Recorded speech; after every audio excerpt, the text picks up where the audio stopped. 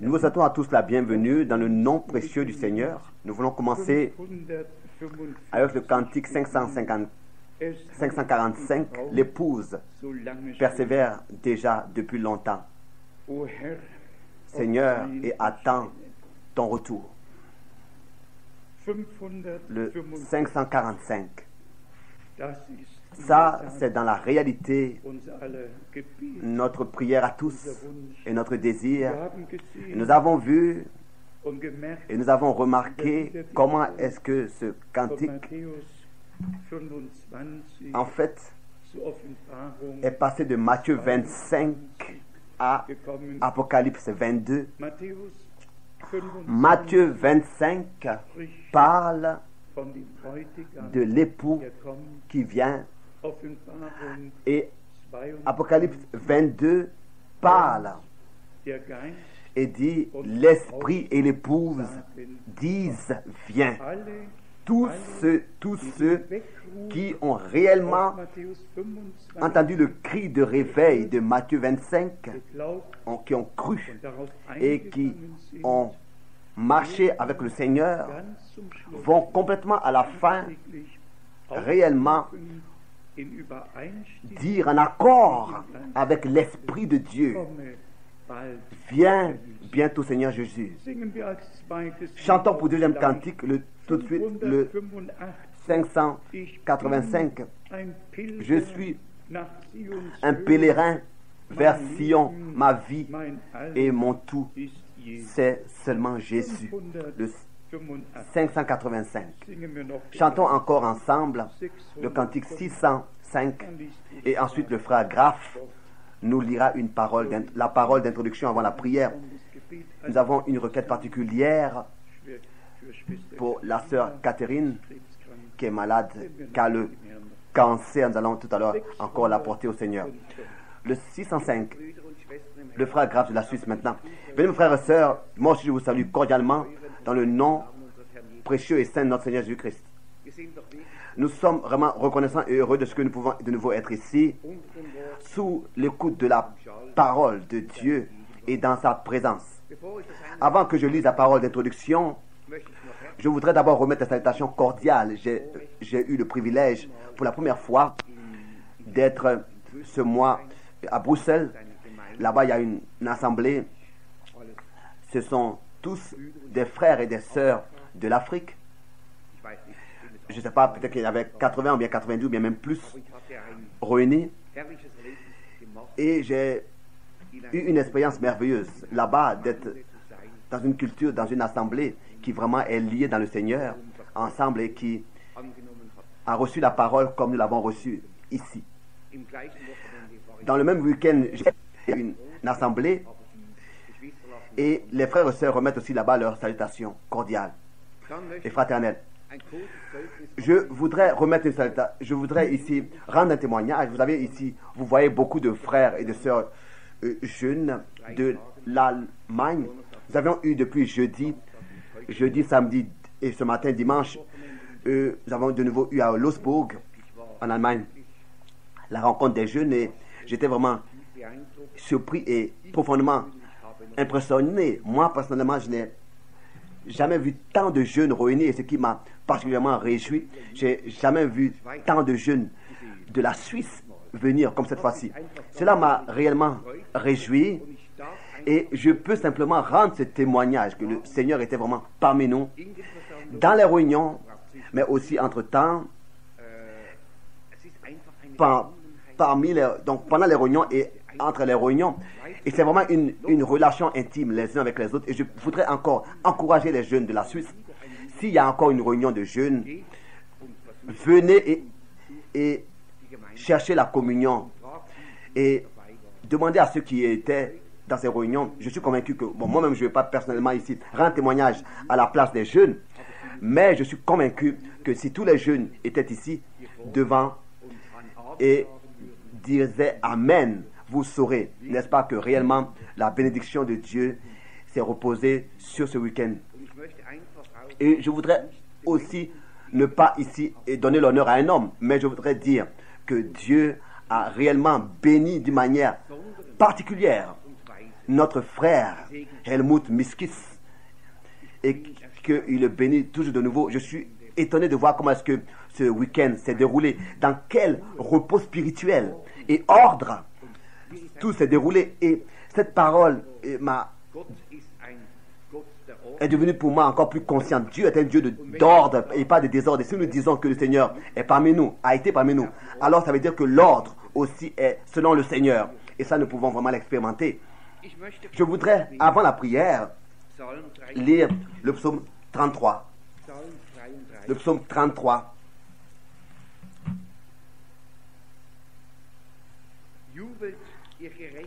Juste, réjouissez-vous en l'Éternel.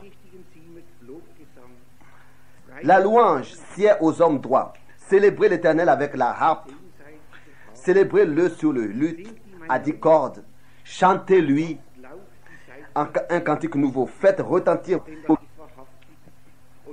Car la parole de l'Éternel est droite et toutes ses œuvres s'accomplissent avec fidélité. Il aime la justice et la droiture. La bonté de l'Éternel remplit la terre. Les cieux ont été faits par la parole de l'Éternel et toute leur armée par le souffle de sa bouche. Il amoncelle en un tas les eaux de la mer. Il met dans des réservoirs les abîmes. Que toute la terre craigne l'Éternel. Que tous les habitants du monde tremblent devant lui. Car il dit et la chose arrive. Il ordonne et elle existe. L'Éternel renverse les desseins des nations. Il anéantit les projets des peuples. Les desseins de l'Éternel subsistent à toujours et les projets de son cœur de génération en génération. Heureuse la nation dont l'Éternel est le Dieu. L'Éternel regarde du haut des cieux. Il voit tous les hommes, tous les fils de l'homme. Du lieu de sa demeure, il observe tous les habitants de la terre. Lui qui forme leur cœur à tous, qui est attentif à toutes leurs actions. Ce n'est pas une grande armée qui sauve le roi. Ce n'est pas une grande force qui délivre le héros. Le cheval est impuissant pour assurer le salut. Et toute sa vigueur ne donne pas la délivrance. Le verset 17 en allemand. Menacé est celui qui met sa confiance dans son cheval. Verset 18. Voici l'œil de l'Éternel est sur ceux qui le craignent, sur ceux qui espèrent en sa bonté, afin d'arracher leur âme à la mort et de les faire vivre au milieu de la famine. Notre âme espère en l'Éternel, il est notre secours et notre bouclier, car notre cœur met en lui sa joie. Car nous avons confiance en son saint nom. L'Éternel, que ta grâce soit sur nous, comme nous espérons en toi. Amen. Si ici, nous voulons seulement souligner 2 ou 3 pensées pour commencer cette réunion, alors, n'est-ce pas, c'est le verset 4, ce qui est important ici. La parole du Seigneur est véritable. Et dans toutes ses œuvres, il est fidèle. Il est fidèle. Même si tout homme est menteur et ne peut pas comprendre la fidélité de Dieu, Dieu est malgré tout fidèle. Et sa parole est véritable. Il donne des promesses, il a donné des promesses et il les accomplit aussi. Que nous puissions peut-être en ce moment, peut-être ne pas voir certaines choses ou bien être en train de passer par un moment de famine, mais sa parole est véritable et dans tout ce qu'il fait, il est fidèle. Dans toutes ses œuvres s'accomplissent avec fidélité. Que nous puissions au commencement de cette réunion déjà comprendre que nous ne sommes pas en train de croire à quoi que ce soit, mais nous croyons à ce que Dieu, dans sa parole, a révélé. Nous croyons à ce que Dieu nous a promis. Car au verset 9, il est écrit, car il dit et la chose arrive, il ordonne et elle existe. Même si nous passons un peu par des moments de disette, nous pouvons dire qu'il n'y a rien à discuter ici. Dieu le Seigneur l'a dit et il l'exécutera. Il fera exister, il appellera à l'existence ce qu'il a ordonné, ce qu'il a prononcé. Ensuite, verset 12. Heureux la nation dont l'Éternel est le Dieu. Heureux le peuple qu'il choisit pour son héritage. Et cette pensée du Nouveau Testament nous vient alors que les disciples étaient avec lui ensemble et que le Seigneur leur avait posé la question, pour qui est-ce que les hommes me considèrent? Alors les disciples ont répondu, oui, les uns disent tu es Élie, les autres disent tu es tu es l'un des prophètes, tu es ceci, tu es celui-ci et tu es celui-là. Bien, mes frères et sœurs, ça c'est ce qui se passe encore dans ce monde aujourd'hui. Tous disent quelque chose. Chacun considère et estime le Seigneur pour quelque chose. Mais le Seigneur nous pose la question à nous, ses disciples. Et vous qui me suivez, vous qui marchez avec moi, pour qui est-ce que vous me considérez? Et c'est ça la grande chose. Nous n'avons pas besoin de dire tu es quelqu'un de quelconque. Non, tel que Pierre pouvait dire, tu es le Saint, le Fils de Dieu. Et ensuite, Jésus-Christ lui-même rend témoignage et dit ce n'est pas la chair et le sang qui t'ont révélé ces choses, mais mon Père qui est au ciel. Et sur ce rocher, c'est-à-dire sur le rocher de la parole révélée, je bâtirai mon église, mon peuple. Et tel que Dieu dans l'Ancien Testament avait un peuple, c'est ainsi que dans le Nouveau Testament, il a un peuple. Et ce peuple-là, nous avons la grâce de le former, de l'être, nous, qu'il a pu placer sur ce rocher, sur le fondement de sa parole révélée. Que cet après-midi, le Seigneur puisse bénir d'une manière particulière cette réunion et que d'une manière nouvelle, il puisse nous conduire plus profondément dans cette parole et nous placer sur cette parole. Et que ce ne soit pas seulement que, comme ça, à la surface, nous ayons compris quelque chose, mais que réellement, nous soyons rentrés dans toute la plénitude, la profondeur de la divinité. Car nous avons la grâce de croire ce qui est écrit dans le verset 9. Car il dit, et il a parlé, car il parlait et il a parlé à nos cœurs, par le message de l'heure. Et ce qu'il a dit arrive, et ce qu'il a ordonné existe, et il ordonne encore aujourd'hui. Cet après-midi, il ordonne. Et alors cela existe en nous. Nous qui sommes attentifs à sa parole, nous serons ceux-là alors qui auront ce témoignage. Tu es mon bien-aimé peuple. Et nous lui demandons cette grâce, et nous nous levons pour le faire.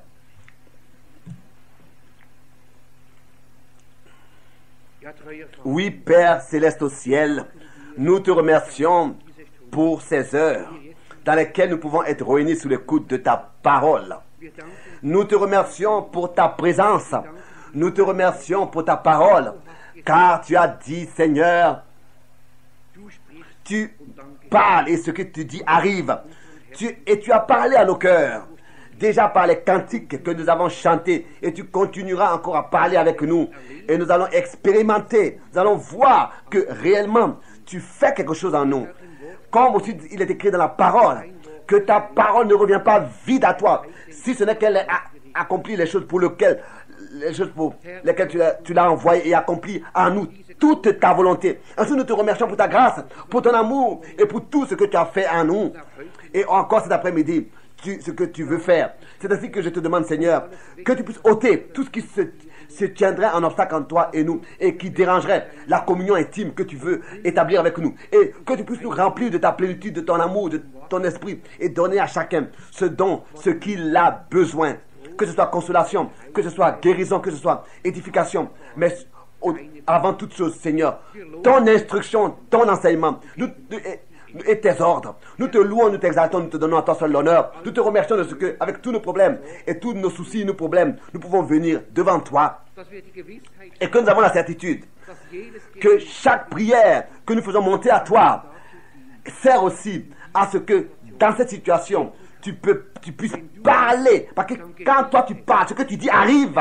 Cela arrive parce que tu l'as promis. Et c'est ainsi que nous voulons aussi remettre cette sœur Catherine, spécialement entre tes mains. Oh Seigneur, tu sais ce qu'elle a. Elle a le cancer. Mais nous ne voulons pas regarder au cancer, nous voulons regarder à ce que tu as prononcé. Et tu as dit, venez à moi vous tous, qui êtes fatigués et chargés. Je vous donnerai du repos et du rafraîchissement. Seigneur, nous te remercions pour cette promesse. Car c'est toi qui as parlé et c'est toi qui le feras. Tel que sur la croix du calvaire, tu as dit, c'est accompli. Seigneur, tu as reçu tout sous ton contrôle et tu as reçu tout pouvoir. Tu as cloué tout sur la croix. Rien n'est impossible de ta part, rien n'est étonnant de ta part. C'est ainsi que nous te remercions et nous te disons déjà merci parce que tu l'as déjà fait. Nous te louons, nous t'exaltons et donnons à toi seul l'honneur. Dans le saint nom de Jésus-Christ. Alléluia. Amen. Amen. Vous pouvez vous asseoir. Je voudrais remettre des salutations cordiales de beaucoup de frères et de sœurs de l'Amérique du Sud. Mais d'abord les salutations du frère Kupfer. L'hiver les a complètement surpris et les frères et sœurs Kupfer ne pouvaient pas venir, mais remettent à tous leurs salutations fraternelles. Et nous avons aussi du frère Barillier aussi reçu des salutations de différents pays. Le frère Graf vient justement de remettre des salutations de la Belgique.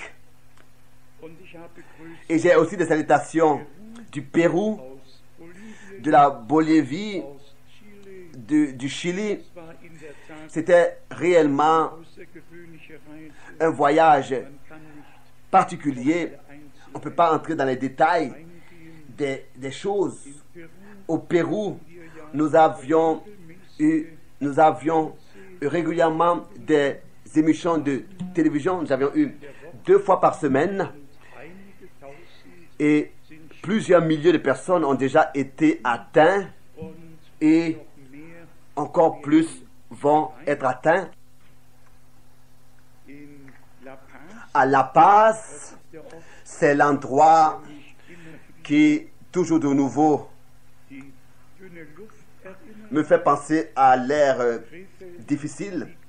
Krefeld est situé à 30 mètres au-dessus du niveau de la mer et La Paz est situé au-dessus à 3500 au-dessus du niveau de la mer.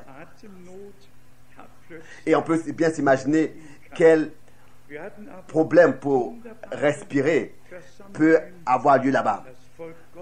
Nous avons eu des réunions merveilleuses. Le peuple de Dieu s'est réuni, s'est rassemblé. Nous avons loué une salle pour 500 personnes et voilà, elle était remplie et le balcon était aussi occupé et rempli et je me suis simplement réjoui de ce que dans tous ces pays, la parole du Seigneur prend son cours et les enfants de Dieu sont atteints. Dans la réunion de prédicateurs, il y avait exactement 12 frères qui servent dans le ministère de la parole et j'avais eu vraiment l'impression que ils ont la révélation de la part de Dieu lui-même et que ce n'est pas dans la tête mais un trésor qu'ils portent dans leur cœur. Ensuite, à Santiago, cela avait commencé avec la visite auprès du message de l'Allemagne fédérale. J'avais été invité, l'ambassadeur, auprès de l'ambassadeur. J'avais été invité à parler avec l'ambassadeur de l'Allemagne, là-bas, en Amérique du Sud, et son premier conseiller, bien son remplaçant. Et pour raccourcir l'histoire, au commencement, on voyait comment est-ce que, particulièrement, ce monsieur-là, son nez n'était pas exactement comme ça, à la verticale. Son nez était un peu trop élevé et même sa façon de marcher manifestait l'orgueil. Mais après l'entretien que nous avons eu, cet homme-là a dit: Monsieur Frank, envoyez-moi plus sur le centre missionnaire, sur l'œuvre, envoyez-moi des littératures, je voudrais savoir plus et entendre plus. Et nous avons eu des réunions de nouveau avec le groupe de langue allemande. Vous savez, après la Deuxième Guerre mondiale, il y a eu beaucoup de personnes qui ont quitté l'Allemagne. Par exemple, c'est 13 millions qui ont été chassés, qui se sont enfuis des régions touchées et ils sont allés bientôt dans le monde entier. Et ça, c'est un groupe, justement, là-bas, qui, au commencement des années 60, avait quitté l'Allemagne, était allé en Amérique du Sud, donc qui parle des Allemands et des Autrichiens. Et de nouveau, Dieu a accordé une grande grâce, à peu près 400 km de Santiago. Nous avions eu une belle réunion Là-bas, 10 frères et sœurs se sont laissés baptiser à 160 km vers le sud. Encore 6 frères et sœurs, d'une manière que maintenant, en tout, au Chili, nous avons baptisé 176 frères et sœurs au nom du Seigneur Jésus-Christ. Et ce qui est merveilleux, c'est que cette fois-ci, directement, j'ai pu parler avec 4 frères qui, en 1955, étaient à Karlsruhe, alors que frère Branham, là-bas, parlait. Je me suis écrit même leur nom. Hegard, Möcken, Walter Laube, Alfred Gerlach et Walter Neufeld. Mais il y a encore le frère Munch qui manque. Aussi un frère Munch était là-bas. Mais spécialement le Walter Laube, le frère Walter Laube m'avait demandé qu'il puisse une fois s'asseoir à côté de moi à table, et il m'a dit: frère Frank, à Karlsruhe, j'ai rassemblé toutes les béquilles des personnes qui avaient été guéries dans les réunions de frère Branham. Il a rassemblé les béquilles et ensuite il les a fait sortir, les béquilles de ceux que Dieu a guéris et a accordé la pleine santé. C'était, comme je viens de le dire, en tout des jours merveilleux que j'ai passé en Amérique du Sud. Et le jour le plus beau était aujourd'hui, il y a une semaine d'ici. Et oui, le plus beau en fait c'était hier, il y a une semaine d'ici.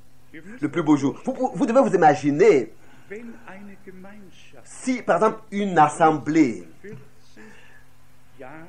pendant 30 ans, 40 ans ou bien 15 ans habitent ensemble dans le même bâtiment et que le chef n'est pas établi par Dieu mais est en fait un vieux nazi qui conduit et donne des ordres, et que les uns et les autres n'ont même pas le droit de parler avec l'un et l'autre. Quelques enfants, pendant 15 ans, n'ont pas eu le droit de parler avec leurs parents. Je ne vais pas ici rentrer dans le détail des choses cette fois-ci, mais il y a une domination qui a été exercée. Les droits de l'homme ont été foulés aux pieds. Ce n'était pas une assemblée, donc c'est une communauté. Une communauté. Et c'était étonnant de voir tout ce qui s'est passé là-bas. Et hier, il y a une semaine d'ici, il y a un grand miracle qui s'est passé. J'avais donc invité ces personnes et j'avais préparé un repas d'amour pour que tous dans la même salle puissent s'asseoir et manger ensemble. Et ensuite, j'ai parlé de ce que Dieu a mis dans mon cœur. Et après, à peu près 1h30 de prédication, les frères et sœurs Lackner, tous vous connaissez les frères et sœurs Lackner de l'Autriche, ils étaient aussi là-bas. Frères et sœurs Lackner, c'est le gentil couple de Graz en Autriche, et ils étaient aussi là-bas au Chili. Et ensuite, ils ont chanté un cantique merveilleux, demandé que tous puissent parler ensemble, que chacun puisse parler avec chacun, que tous puissent se demander pardon et se pardonner les uns les autres. Et tous ont dit: un tel jour, ils ne l'ont jamais vu. Et beaucoup sont aussi venus devant, et pour la première fois, 100 frères, des centaines de frères, des centaines de frères et de sœurs, de la même manière, m'ont serré dans leurs bras. Et ça, je dois vous dire, si les larmes de ceux qui se sont repentis coulaient sur ma main. Cela veut dire quelque chose. Des larmes ont coulé sur ma main. C'était réellement des moments merveilleux de l'Esprit de Dieu. Des hommes ont expérimenté la réconciliation, le pardon, et ont expérimenté le salut et la grâce. Toute l'atmosphère était simplement céleste et glorieuse. Et pour cela, nous en sommes très reconnaissants au Seigneur. À Santiago, aujourd'hui, il y a une semaine d'ici, le soir, j'ai eu encore à parler dans une assemblée, dans le message. Et le frère me disait, écoute, frère Frank, en 1972, par le frère Oscar Cardona du Venezuela, j'ai entendu parler de ton ministère et de ton appel. Et aujourd'hui, c'était une grande joie. Et aussi là, Dieu a ouvert les cœurs.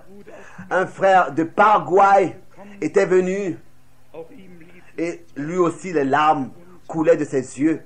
C'était réellement en tout, vu en tout, un voyage glorieux et béni que Dieu a accordé par sa grâce. Et nous allons dans l'éternité revoir le fruit. Il s'agit simplement de ce que les hommes soient secourus, réellement secourus, aidés. Nous voulons entrer dans l'observation de la parole. Il y a 2 versets de l'Épître aux Hébreux, le chapitre 11, qui m'ont au-dessus de toute mesure touché le cœur, qui ont parlé à moi. 2 versets qui ont parlé avec moi et tels qu'ils me sont devenus vivants, qu'ils puissent nous devenir vivants à tous. C'est l'Esprit qui vivifie la lettre. Ici dans Hébreux 11, à partir du verset 11, Hébreux chapitre 11, à partir du verset 11.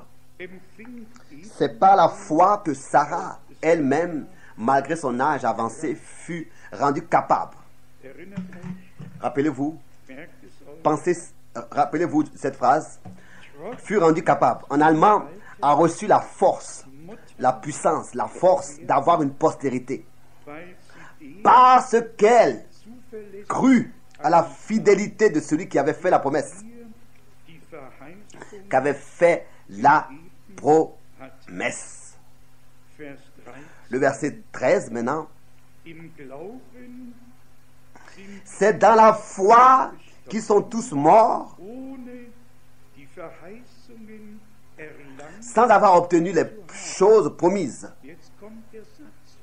Maintenant suit la phrase qui d'une manière particulière m'a touché. Mais ils les ont vus et salués de loin, reconnaissant, joyeusement salués. Mais ils les ont vus et salués, pleins de joie de loin. Cela m'a touché au-dessus de toute mesure et m'a parlé. Dans tout l'Ancien Testament, il a donné des promesses. Il a ainsi révélé sa parole à ses serviteurs les prophètes.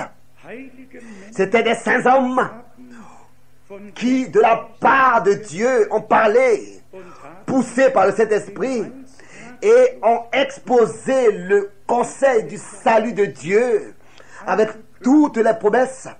Ils l'ont annoncé à l'avance, ils ont prophétisé, car, comme c'est écrit dans 1 Pierre aussi, chapitre 1, à partir du verset 10, l'Esprit du Christ était en eux.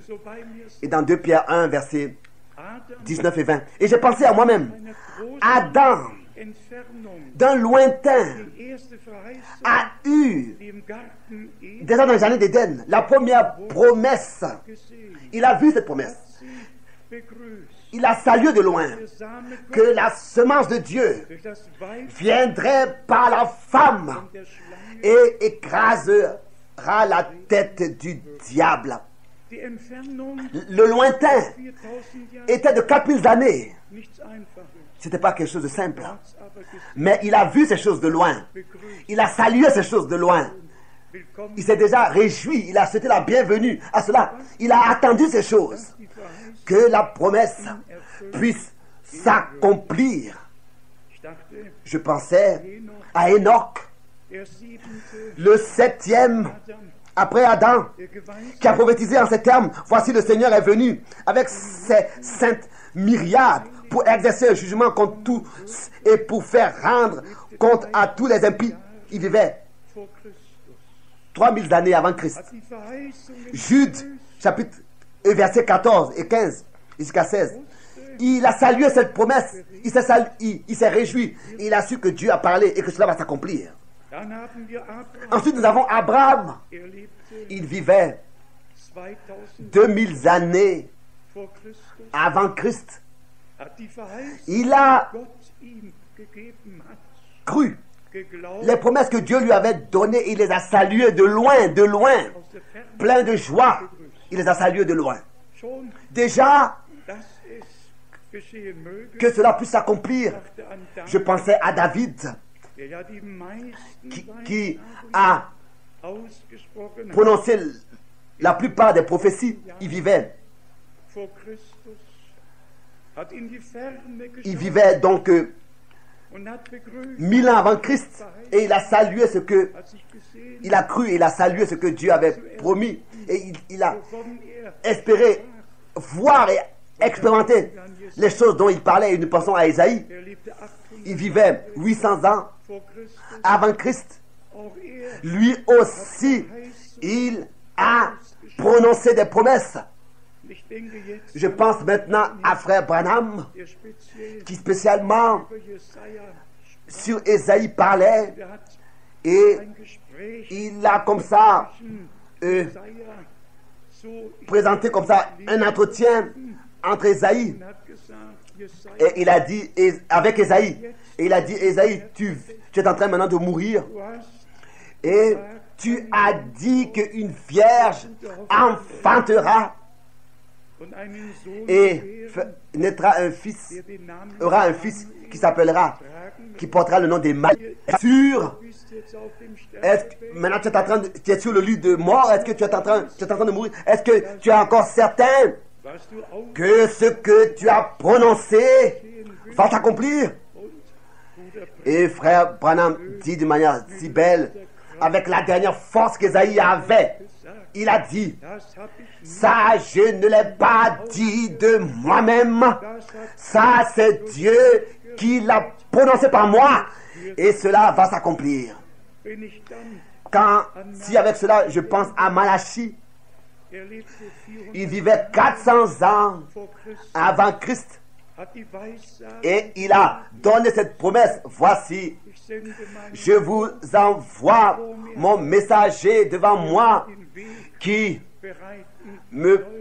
préparera mon chemin. Et tous ces prophètes-là et ces hommes de Dieu qui ont prophétisé sur la grâce et sur le salut et sur la rédemption, comme c'est écrit dans 1 Pierre chapitre 1 à partir du verset 10, ils ont salué toutes ces promesses-là plein de joie de loin, mais ils les ont crues, mais ils se sont endormis sans obtenir ce qui avait été promis, sans les voir accomplis. Et je pensais à Galates chapitre 4, au verset 4, quand le temps fut accompli.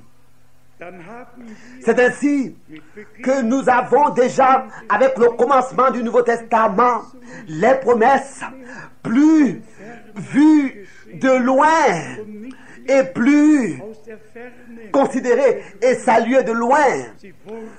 Mais les promesses sont devenues une réalité.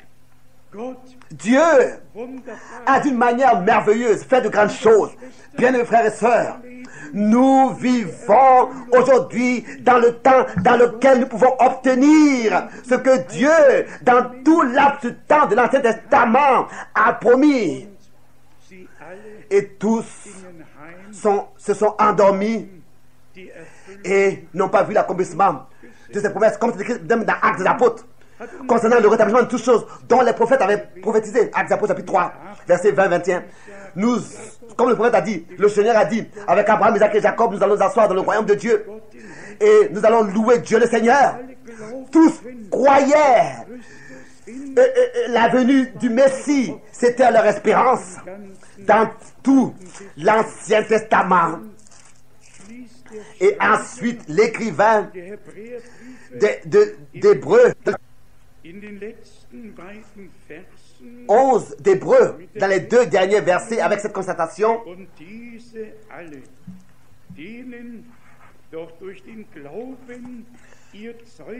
tout cela, donc Hébreux 11, verset 39, tout cela, à la foi desquels il a été rendu témoignage, n'ont pas obtenu ce qui leur était promis.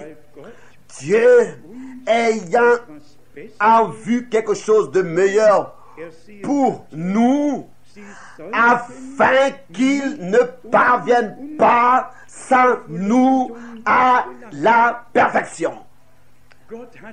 Dieu a un conseil du salut et Dieu a aussi un plan dans son temps.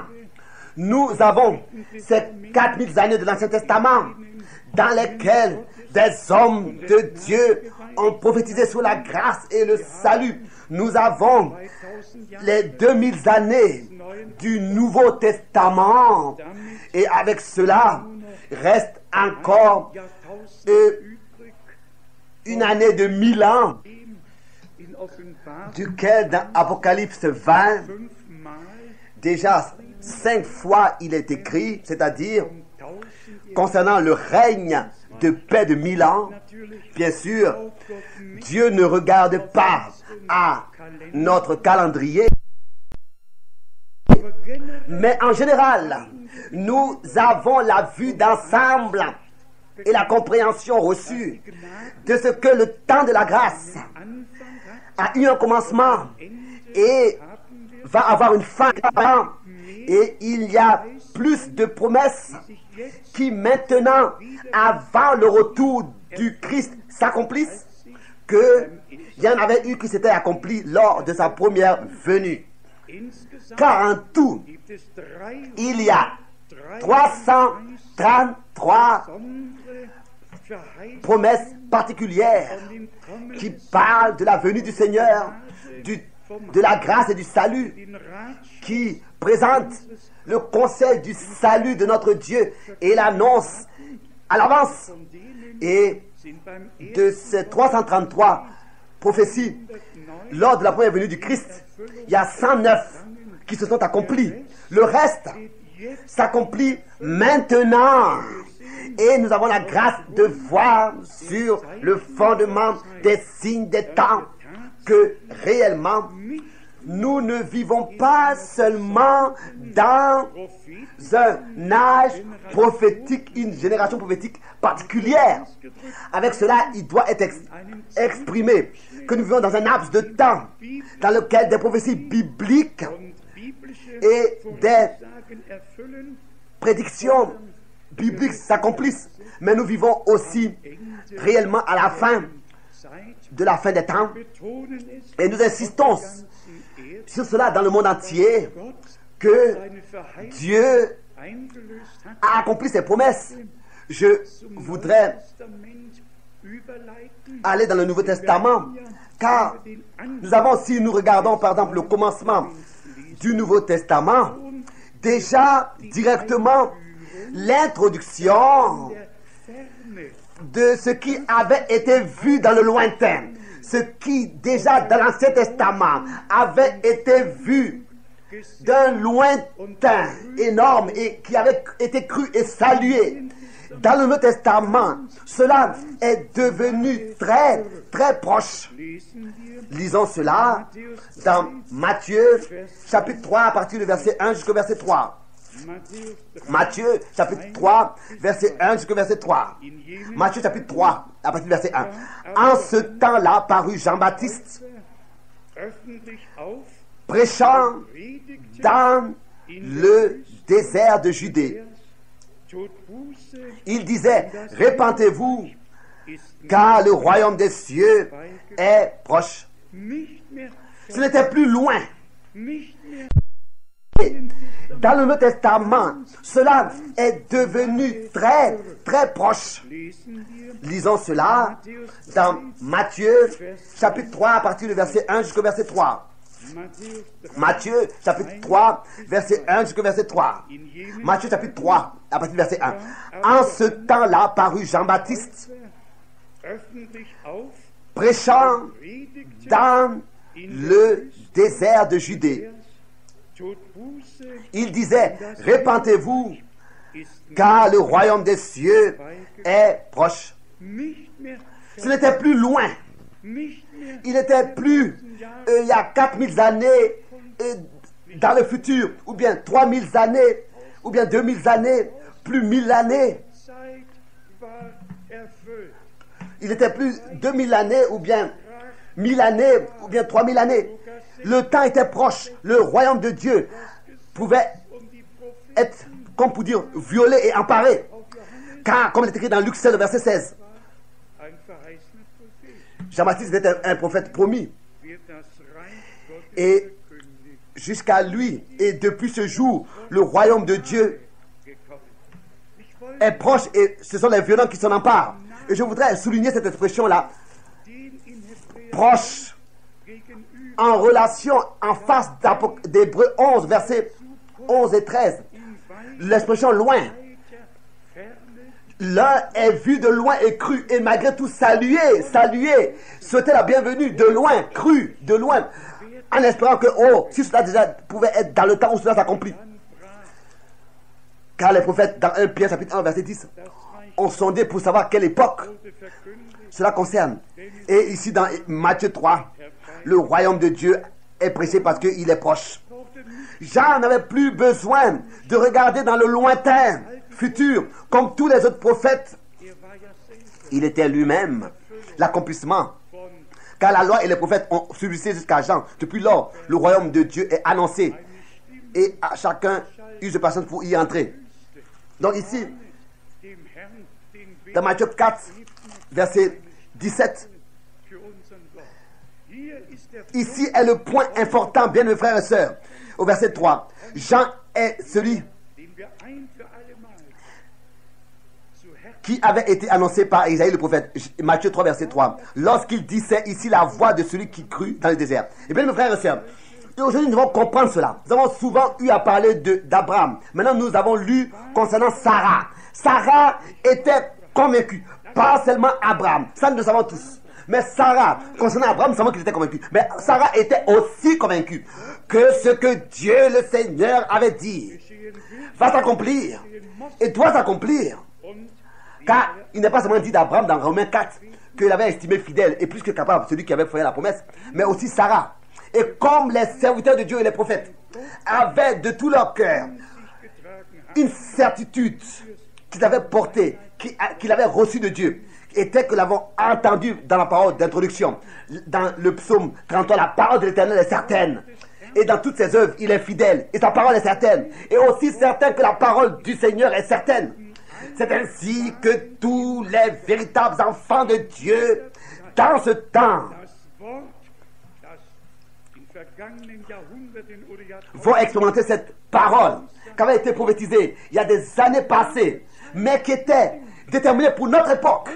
Vont la recevoir et vont la croire et vont de tout leur cœur pour cela remercier Dieu. Ça, c'est la preuve que réellement nous croyons, parce que nous croyons ce qui est déterminé pour notre époque. Pour notre époque, en général, les gens ont une foi qui est générale et en fait ils croient ce qu'ils veulent. Nous avons à croire comme Dieu veut que nous croyons, c'est-à-dire en accord avec les saintes écritures. Et c'est ainsi que cela demeure. Nous ne glorifions pas un homme, mais ne sommes pas non plus prêts à nous détourner de ce que Dieu a promis et a fait dans notre temps. Comme dans Actes chapitre 17, verset 11. Ils sont dans les Écritures pour savoir si cela est écrit comme ça. Il y en a beaucoup qui se détournent de ce que Dieu fait aujourd'hui. Nous n'avons pas besoin de nous joindre à eux. Mais nous croyons comme le dit les Écritures. Et c'est-à-dire que par la grâce de Dieu, nous avons la relation, la liaison à ce que Dieu fait aujourd'hui. Et nous avons la relation à l'accomplissement des promesses pour notre époque. Accordées par Dieu, nous pouvons dire toujours de nouveau. Ou bien alors, le Seigneur nous dira, ce n'est pas la chair et le sang qui t'ont révélé ces choses, mais mon Père qui est au ciel. Bien-aimés frères et sœurs, la révélation, on ne peut pas la transmettre à quelqu'un d'autre. Et non plus par des arguments, ce n'est pas la lumière qui pourra être transmise à quelqu'un d'autre. Mais c'est seulement en croyant la parole de Dieu et les promesses pour notre époque. Dans Matthieu chapitre 4, nous lisons à partir du verset 17. Matthieu 4, à partir du verset 17.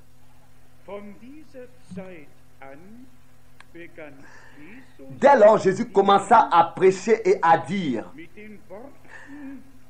répentez-vous, car le royaume des cieux est proche. Ici, de nouveau, il s'agit de l'expression proche. Nous avons vu les prophètes et les hommes de Dieu, tout le peuple de Dieu dans l'Ancien Testament ont cru ce que Dieu avait promis. Ils l'ont vu de loin, mais ils l'ont cru, ils l'ont salué, ils l'ont reçu. Et nous, parce qu'il est écrit que sans nous, il ne pouvait pas être accepté et perfectionné. Nous qui avons reçu la grâce de vivre maintenant dans l'abs du temps de la nouvelle alliance, ils l'ont reçu eux dans cet amant, dans le sens qu'ils ont accepté ces choses, ils ont cru ces choses. Mais maintenant nous avons la grâce d'obtenir ces choses, de croire ce que Dieu a promis pour cette époque. Dans Marc, le premier chapitre, c'est la grâce. Nous, aujourd'hui, nous reconnaissons, nous croyons ce qu'ils ont cru. Nous croyons ce qu'ils ont cru. Dans Marc, chapitre 1, verset 1, pour montrer comment est-ce que les hommes de Dieu du Testament ont placé la parole prophétique sur le chandelier, et tous de nouveau ont conduit ont prononcé ces choses. Si ce n'est quoi que, pardon, par écrit ou bien par la prédication. Dans Marc 1, verset 1. Commencement de l'évangile de Jésus-Christ, Fils de Dieu, selon ce qui est écrit dans Ésaïe le prophète. Alléluia.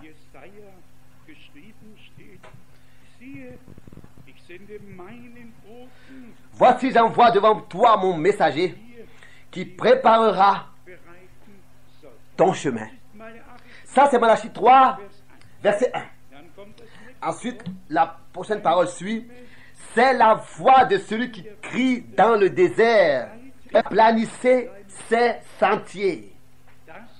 Ça, c'est Ésaïe 40, verset 3. Maintenant, j'ai une question. Qui a le droit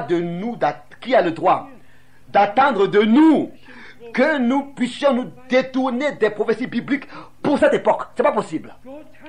Dieu, dans la prophétie biblique, a réellement déjà exprimé tout le conseil du salut jusqu'à la fin. Il a laissé annoncer à l'avance. Et c'était des hommes de Dieu qui, poussés par le Saint-Esprit, ont parlé de la part du Seigneur au nom du Seigneur. Et nous, qui vivons dans le temps de l'accomplissement de ces choses, qu'ils ont annoncées à l'avance, nous qui ne les voyons plus de loin, de 4000 années, ou bien de 3000 années, ou bien de 2000 années, ou bien de 1000 années, mais nous, qui vivons dans la génération, comme c'est écrit dans 1 Pierre chapitre 1 verset 10, ils ont sondé pour savoir quelle époque. Nous qui avons la grâce de voir ces choses accomplies devant nos yeux, ce qui avait été vu de loin en tant que prophète et prophétisé est devenu, c'est accompli, et de nouveau est en train de s'accomplir encore. Si l'humanité se détourne de ces choses, alors seulement parce qu'ils ont été égarés. Là où l'âge prophétique connaît un ministère prophétique, c'est ainsi que le conseil du salut de notre Dieu n'est pas interprété, mais reconnu et montré dans son accomplissement. Là où dans un âge prophétique, un ministère prophétique a lieu. Comme il est écrit ici dans Marc 1, c'est ainsi que l'évangile a commencé dans notre génération, l'évangile de Jésus-Christ.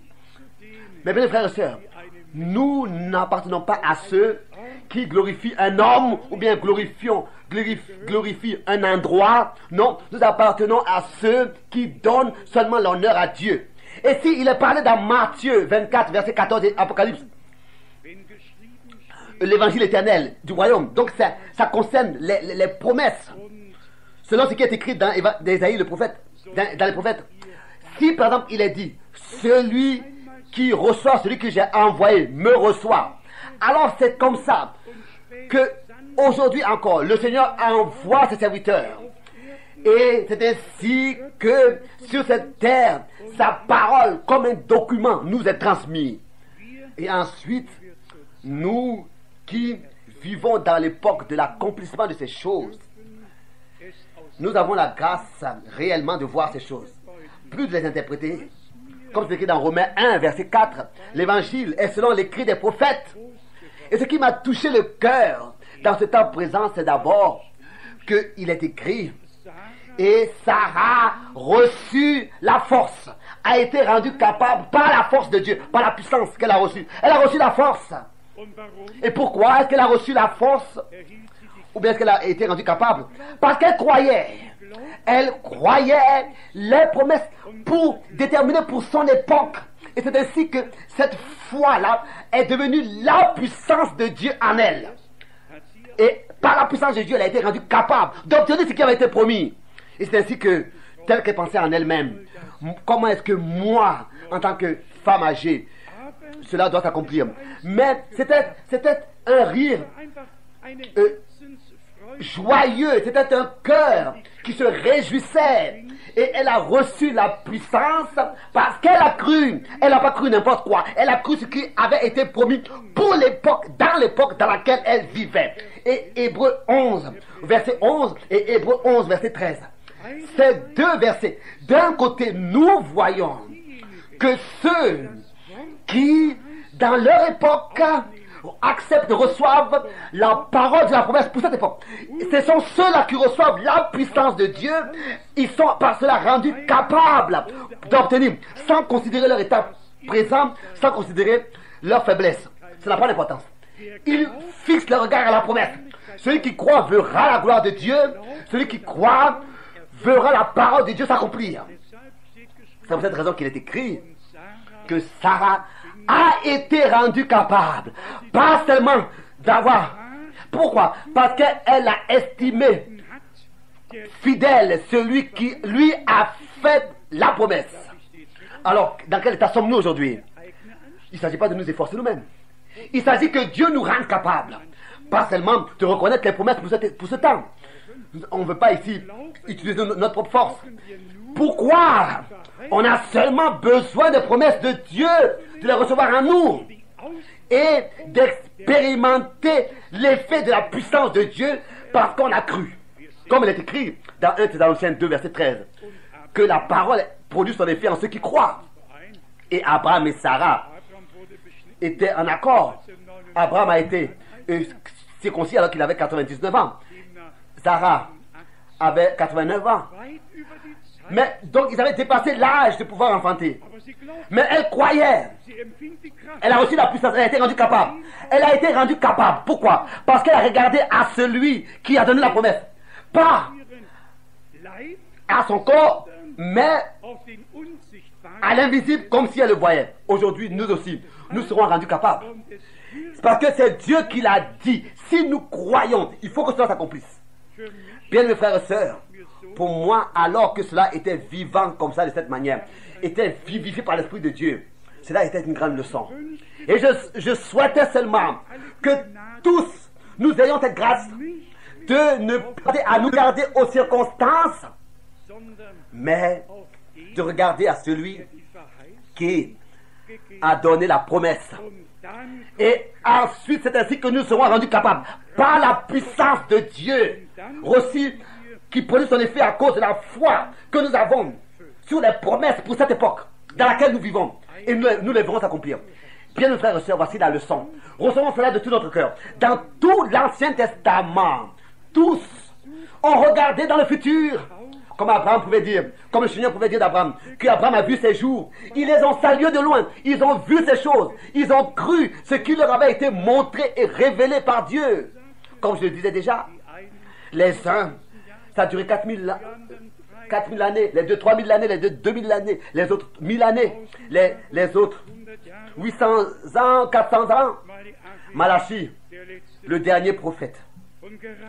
Et justement, le dernier prophète avait prononcé ces deux promesses importantes.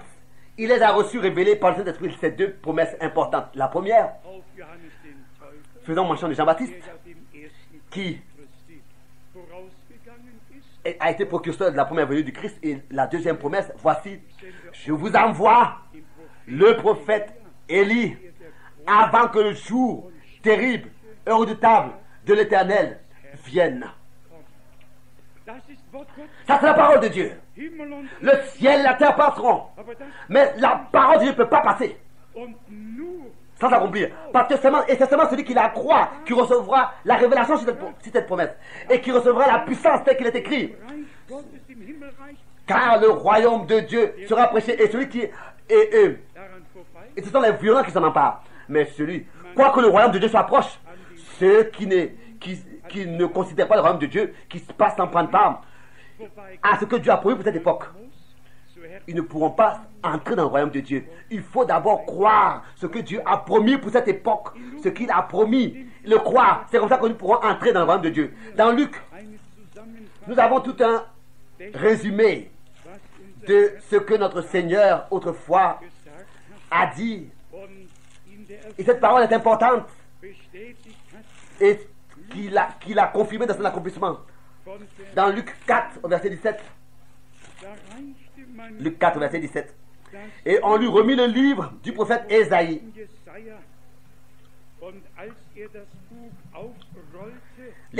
Où il était écrit. Puis-je ici faire cette remarque? Il a trouvé le bon verset, adéquat pour l'époque dans laquelle il vit. C'est une grande grâce. Si nous trouvons les versets au temps convenable, dans le contexte juste et correct, pour, de la part de Dieu, recevoir la liaison aux promesses pour cette époque et à leur accomplissement. Et pour ne pas seulement saluer ces choses, mais personnellement les expérimenter, obtenir ce qui a été promis. Le verset 18 de Luc 4. L'Esprit du Seigneur est sur moi. C'est ça. Il faut que l'Esprit du Seigneur soit sur nous. C'est ainsi que nous trouverons les Écritures qui concernent l'époque dans laquelle on vit. Il faut que l'Esprit du Seigneur soit sur nous. Combien de fois nous chantons « Oh, Sainte Onction demeure sur moi et conduit toutes mes actions ». Est-ce que notre Seigneur lui-même n'a pas dit « Quand l'Esprit de la vérité sera venu, il vous conduira dans toute la vérité. » C'est lui qui prendra de ce qui est à moi et qui vous l'annoncera. Il est même écrit, et il vous fera connaître le futur. Il vous révélera le futur. Mais ce qui était futur est devenu présent. Ce qui avait été vu de loin s'est accompli devant nos yeux et s'accomplit devant nos yeux. Et nous avons la grâce d'avoir part à cela. Je lis encore une fois le verset 18. L'Esprit du Seigneur est loin pour annoncer une bonne nouvelle aux pauvres. Il m'a envoyé pour guérir ceux qui ont le cœur brisé, pour proclamer aux captifs la délivrance et aux aveugles le recouvrement de la vue.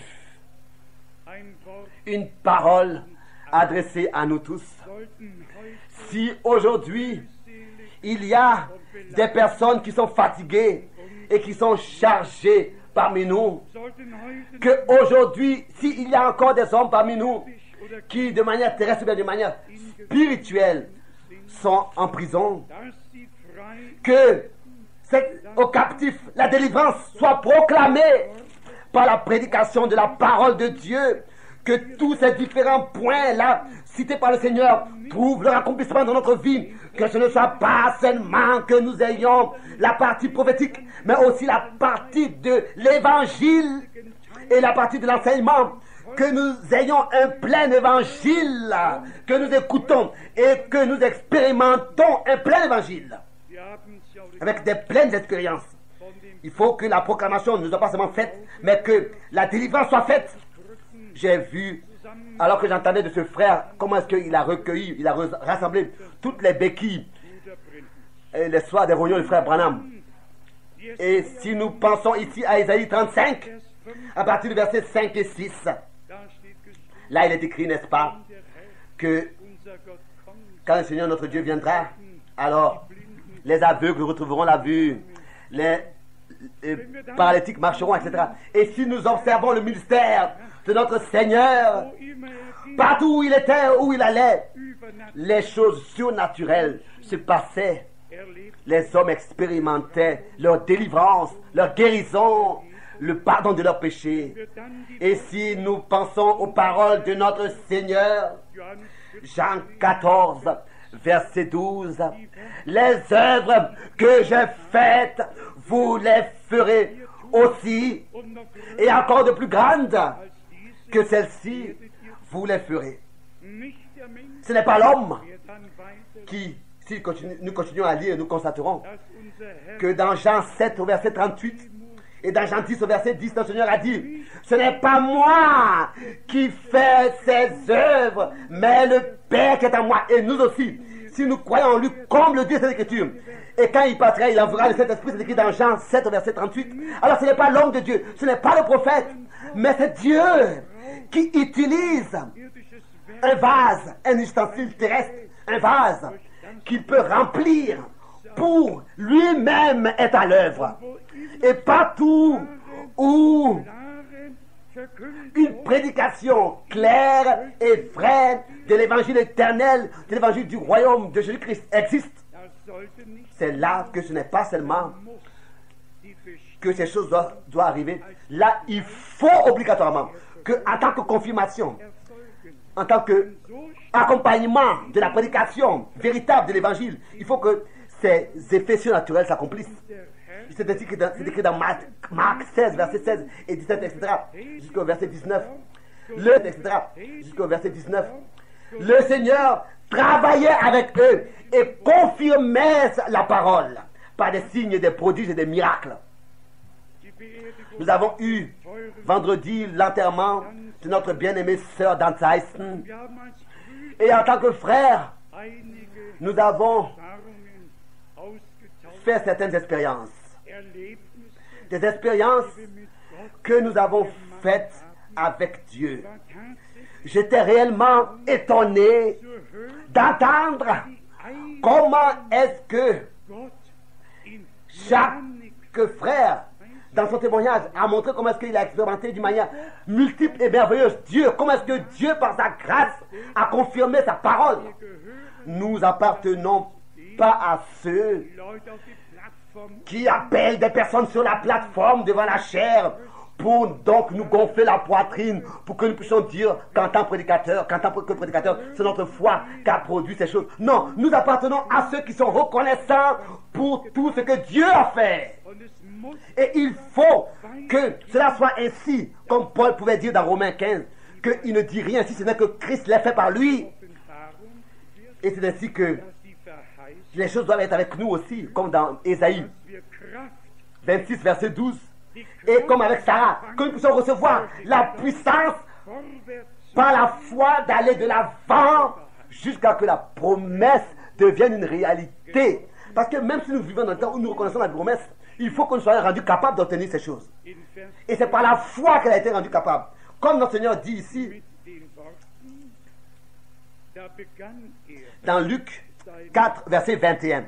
Alors il commença à leur dire, Luc 4, verset 21, aujourd'hui, cette parole de l'Écriture que vous venez d'entendre est accomplie. Puis-je encore dire la chose suivante et rappeler cela. Les prophètes dans l'Ancien Testament, et dans ce cas, Ésaïe, 800 ans avant, ils ont salué et cru et attendu ce que l'Esprit avait prononcé par lui. Ils ont espéré et ils ont attendu que cela s'accomplisse. Mais ici, notre Seigneur prend le rouleau du prophète Ésaïe justement et lit. Et lit dans son époque ce qu'ils avaient salué de loin. Et dit, aujourd'hui, cette parole qu'ils ont cru, qu'ils ont attendu, qu'ils ont salué, s'est accomplie devant vos yeux. Frère Branham a tenu toute une prédication sur ce sujet.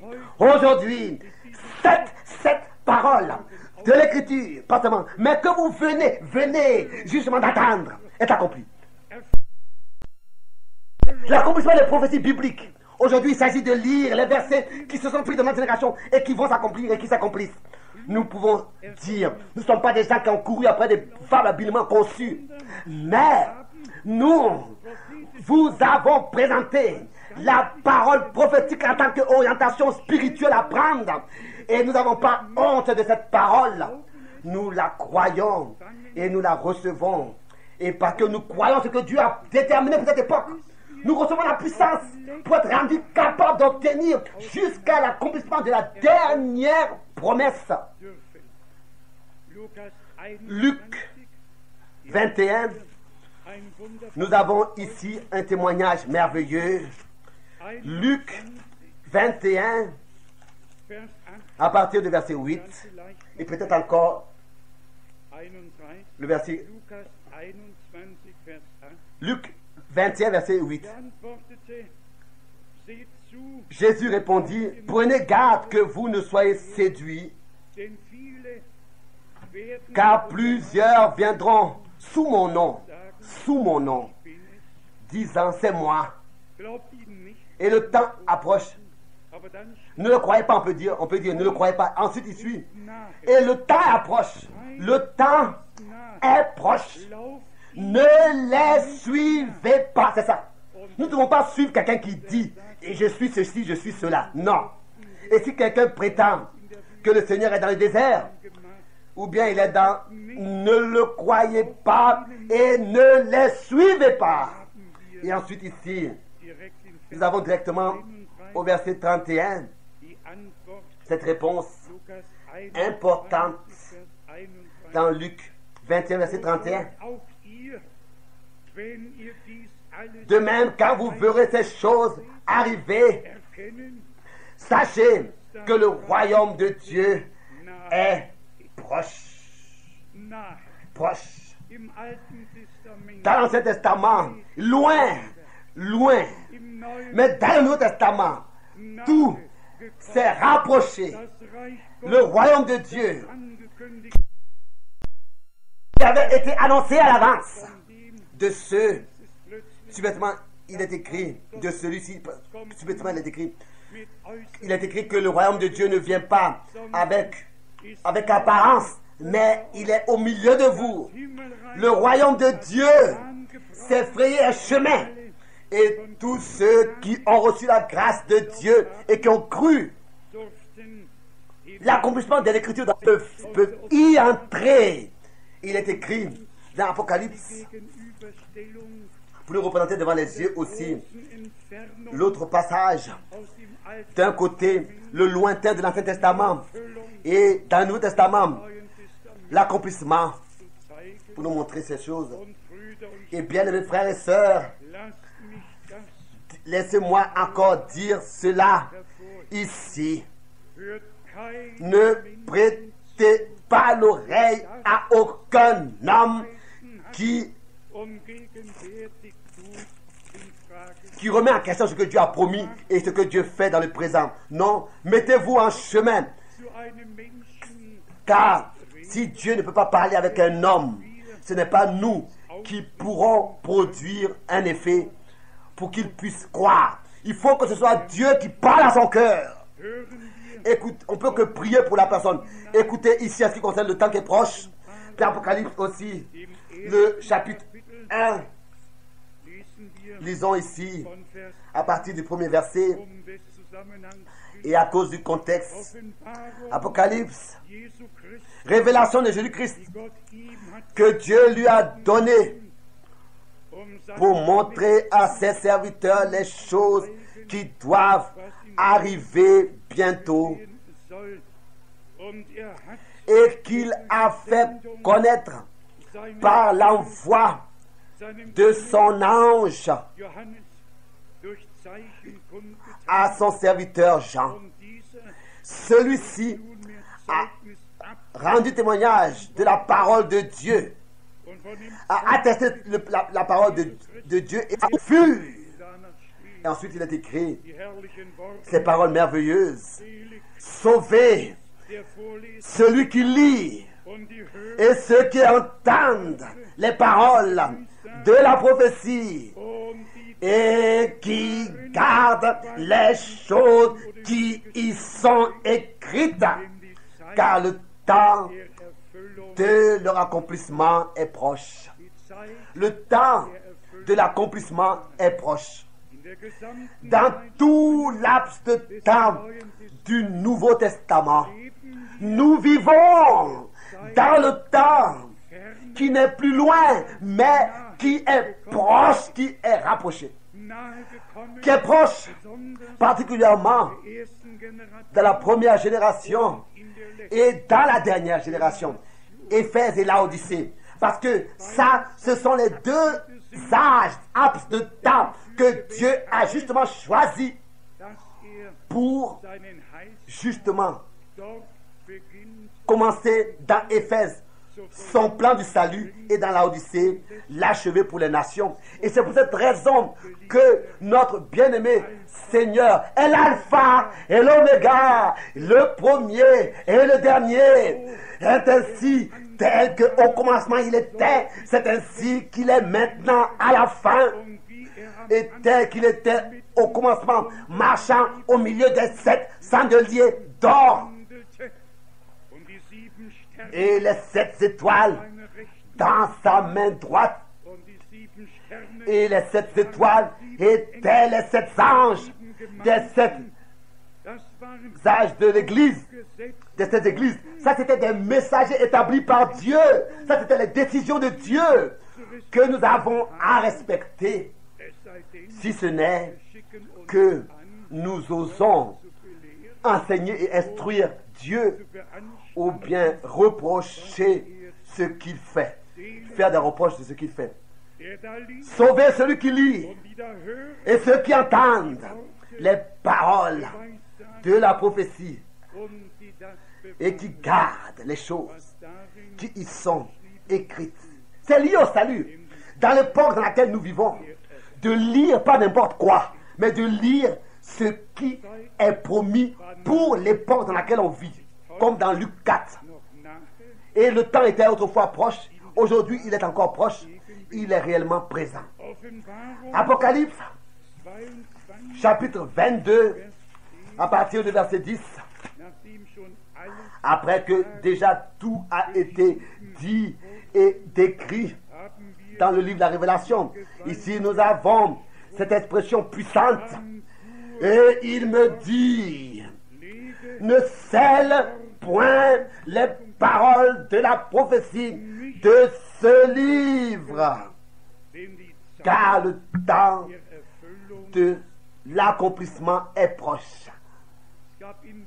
Il y a eu réellement le commencement de l'accomplissement. Je viens de mentionner Galates 4, verset 4. Quand le temps fut accompli, Dans Tite, chapitre 1 aussi, verset 3, il fallait que le temps soit accompli. Et nous pourrions maintenant aller d'écriture en écriture. Nous pourrions aller à Zacharie chapitre 9, au verset 9. Voici, fille de Sion, ton roi vient à toi sur une ânesse. Zacharie, un prophète, de loin, il a salué ce qu'il avait vu en vision. Les prophètes étaient des voyants. Ils n'ont pas seulement parlé par inspiration, mais ce qu'ils ont dit en grande partie, ils l'ont vu aussi. Ils l'ont vu, pas seulement parler par inspiration, ils l'ont vu en grande partie. Et si nous allons dans Matthieu 21, où le Seigneur dit, allez et cherchez l'ânesse et dites au propriétaire, le Seigneur a besoin. On a besoin et il le ramènera. D'abord, une promesse, peut-être à nos yeux pas importante, mais si cette promesse est écrite dans la parole, alors elle est importante. Et nous voyons que les Écritures s'étaient accomplies. La foule louait dans Matthieu 21, lors de l'entrée du Seigneur, à partir du verset 1 déjà, à Jérusalem. Nous pourrions aller des psaumes aux prophètes, nous pourrions dans tout l'Ancien Testament et souligner toutes les annonces à l'avance, toutes les promesses, toute la prophétie. La compter ici, là. Tous ont attendu et ont attendu. Maintenant, personne n'a besoin d'attendre. Nous vivons au milieu de l'accomplissement. Le temps n'est pas seulement proche. Le temps est là. Le temps est venu. Nous sommes la génération qui, par la grâce de Dieu, a la grâce de vivre maintenant justement. Et cela avec une pleine révélation. Même si on va dans 1 Pierre chapitre 1, après le verset 12 jusqu'au verset 21, il est parlé de l'évangile éternel qui montre l'accomplissement des choses qui avaient été prophétisées par les prophètes. Je voudrais encore insister sur ces choses. Comment est-ce que cela m'a touché le cœur? Car le véritable évangile est la parole éternellement. Sarah a reçu la puissance. Elle a été rendue capable par cette puissance, par cette force. Pourquoi? Parce que dans son époque, elle a cru pas n'importe quoi. Elle a cru ce qui avait été promis de la part de Dieu pour cette époque. Et elle n'a pas regardé aux circonstances difficiles et à sa vieillesse. Mais elle a estimé fidèle celui qui a donné la promesse. Elle a estimé plus que capable de l'accomplir. Et c'est ainsi qu'elle a puisé la puissance, comme pour nous dans Éphésiens 3, versets 20 et 21, que Dieu est plus que capable de faire au-delà de ce que nous demandons et pensons. C'est ainsi que cela est devenu une réalité pour eux. Éphésiens 3, versets 20 et 21. Et l'autre pensée aussi, saluer de loin, cru, espérer, désirer que ce que l'Esprit de Dieu leur avait révélé, et bien le frère, l'Esprit de choses. Ça, ce n'est pas quelque chose de sec. Ça, c'est une parole vivante de Dieu. Et la parole de Dieu est vivante, efficace, agissante, permanente, comme c'est écrit dans Hébreux, chapitre 4, versets 12 et 13. Tous, ils ont regardé plein de désirs dans le futur. Ils ont souhaité voir le jour. Ils n'ont pas vu ce jour du salut. Ils l'ont annoncé à l'avance. Ésaïe, dans le chapitre 49 et dans le chapitre 46, a annoncé à l'avance le jour du salut. Il a parlé du jour du salut. Mais il n'a pas vécu pour voir ce jour qu'il a annoncé. Mais tous les prophètes ont salué ce jour. Ils ont reçu la parole vivante. Par l'inspiration, ils ont prophétisé. Et nous, Aujourd'hui, par la même inspiration, nous recevons la révélation de ce qu'ils ont prophétisé et annoncé à l'avance. C'est ainsi que Dieu, simplement, comme nous l'avons lu dans les derniers versets des Hébreux 11, il a laissé dire à partir du verset 39 et 40, tous se sont endormis sans obtenir ce qui leur avait été promis. Mais ils ne devaient pas, sans nous, parvenir à la perfection. Il fallait que tous les véritables croyants de l'Ancien et du Nouveau Testament par Jésus-Christ soient unis. Et c'est ainsi que tous être auprès du Seigneur dans la gloire. Donc, pas vu de loin, mais très proche, présent. Nous ne chantons pas seulement Dieu est présent. Dieu est réellement présent pour révéler ce qu'il a fait voir au prophète à l'avance. Et nous croyons cette parole. C'est ainsi qu'elle nous est aussi révélée. Et le même esprit qui était sur le prophète est sur nous. Et c'est ainsi que de tout notre cœur, nous recevons la révélation de Dieu. Maintenant, une parole adressée à tous nos frères et sœurs et à tous nos amis qui sont dans des difficultés. Le Seigneur est le même. Et aujourd'hui, venez à moi, vous tous qui êtes fatigués et chargés. Il appelle les jeunes, il nous appelle tous. Venez à moi, vous tous qui êtes fatigués et chargés. Je vous donnerai du repos, je vous donnerai du rafraîchissement pour vos âmes. Bien-aimés frères et sœurs, cela n'est pas seulement écrit dans Matthieu 11 ou bien dans Luc 10. Cela est écrit dans notre vie. Ça, c'est devenu une réalité. Nous sommes revenus au Seigneur. Nous sommes venus au Seigneur. Nous tous qui étions fatigués, chargés, nous lui avons amené tout et nous lui avons dit tout ce qui nous concerne. Nous avons trouvé du repos pour nos âmes. Le Seigneur est aujourd'hui très proche de chacun de nous. Il veut nous faire devenir reconnaissants en tant que des hommes à qui il a fait grâce, à qui il s'est révélé, à qui il a ouvert les yeux. Aujourd'hui, comme dans l'âge de la Odyssée, un collier pour que tu puisses voir. Beaucoup de prophètes et de justes, selon Matthieu 13, verset 16, ont espéré voir ce que vous voyez. Pourtant, Hébreu dit qu'ils l'ont vu. Mais voir, ça veut dire entrer en possession, obtenir. Ils ne l'ont pas obtenu. C'est peut-être qu'il est dit dans Matthieu 13 qu'ils ne l'ont pas vu. Et pensez à ces choses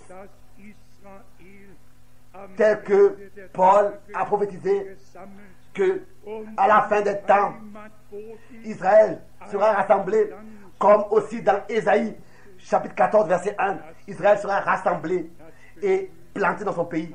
Ésaïe l'a vu, l'a cru, l'a salué de loin, mais il ne l'a pas vu. Nous, aujourd'hui, nous avons la grâce de voir Israël dans son pays.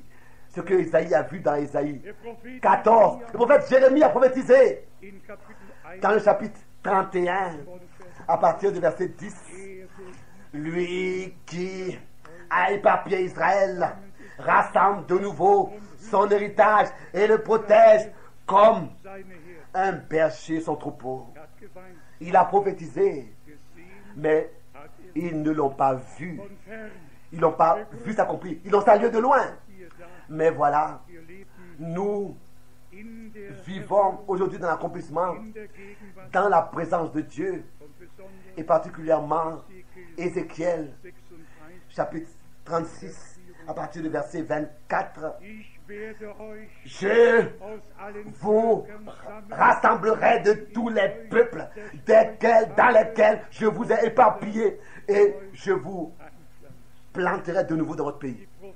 Les prophètes ont prophétisé, ont salué tout de loin, se sont réjouis et ils n'ont pas vu le jour. Oh, quelle grâce! Nous voyons les prophéties bibliques s'accomplirent dans de leurs multiples manières et par la grâce de Dieu, nous sommes la génération qui sera rendue capable de recevoir de la puissance pour échapper tout ce qui viendra sur la surface de la terre, comme c'est écrit dans Luc 21, verset 36, car c'est ainsi que c'est écrit dans la parole de Dieu, Luc 21, verset 36. Donc, Sarah a reçu de la puissance. Elle a été rendue capable. Cela me réjouit. Capable. Sinon, nous avons toujours eu à parler d'Abraham et de sa foi. Nous avons parlé des promesses, etc. Mais cette fois-ci, c'était Sarah. Sœurs, les sœurs ne sont pas délaissées. Tous sont inclus. Celui qui croit verra la gloire de Dieu, qu'il soit qui il est. Et nous remercions Dieu simplement pour sa merveilleuse et glorieuse parole. Bien-aimés frères et sœurs, n'oubliez pas cela. Cela brûlait dans mon cœur, dans mon âme, comme si ces deux versets-là seraient sortis des Écritures et seraient venus à moi personnellement. Le verset 11 et verset 12 et verset 13 d'Hébreux 11 et 13 d'Hébreux 11, comme si je devais manger ces deux Écritures, ces deux versets et dire au peuple de Dieu que chacun qui dans ce temps présent croit les promesses pour cette époque donnée par le Seigneur, regardez à lui.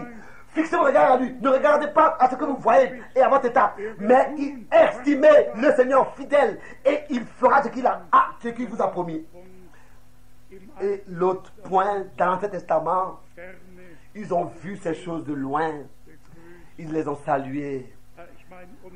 Et ensuite, malgré tout, ils se sont endormis sans eux-mêmes avoir vu l'accomplissement de ces choses. Et dans tout l'Ancien Testament, nous avons la grâce toujours de nouveau, et particulièrement maintenant à la fin du temps de la grâce, toujours de nouveau dire aujourd'hui.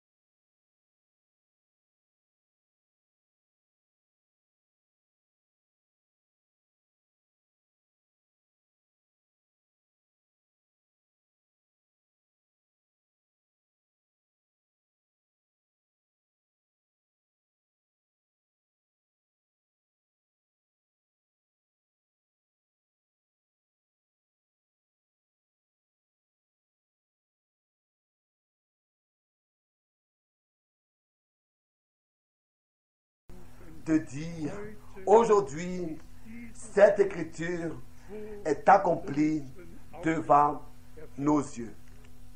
Bien-aimés frères et sœurs, Dieu nous a visités et nous a fait grâce et il s'est révélé à nous et par sa grâce jusqu'à la fin il nous conduira. Comme il a été dit, ne scelle pas